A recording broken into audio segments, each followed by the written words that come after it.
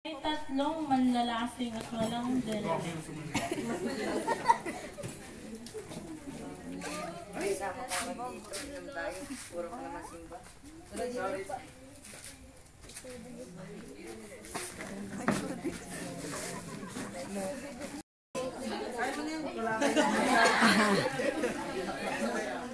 Sorry talaga pare, kahit anong sabihin nyo, hindi ako sasama sa inyo. Dahil ka lang nagbabasa ng Biblia.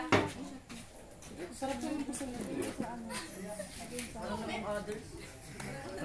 Dati rin akong ganyan, pero simula nang ako'y nakakilala sa Diyos, tinalikuran ko ng pag-inom ng alak. Biglang dumating ang kanyang mga kasamahan sa simbahan.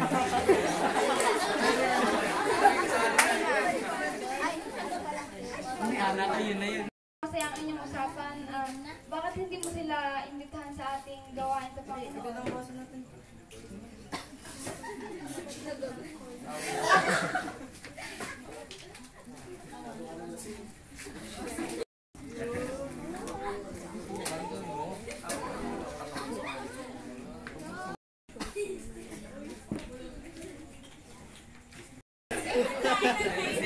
Andiyan lang naman yung mga banal. Gandang tingin niyo sa amin.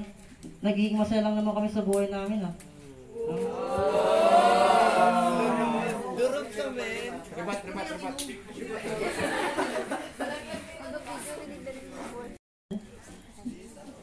Nakita nila ang mga tropa ni Meljan na nag-iinom. Magandang gabi sa inyo. Gabing-gabi na. Bakit di pa kayo umuwi? Okay lang isa.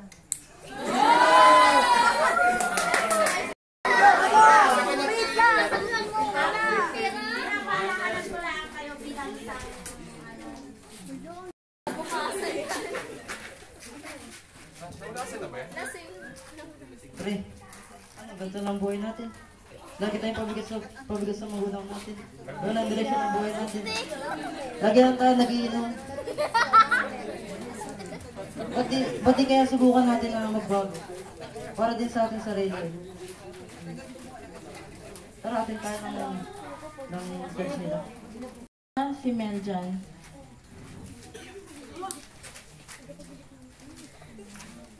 Maraming salamat sa inyong pagpunta at tinatanggap namin na lubos na kayo nandito sa aming simbahan.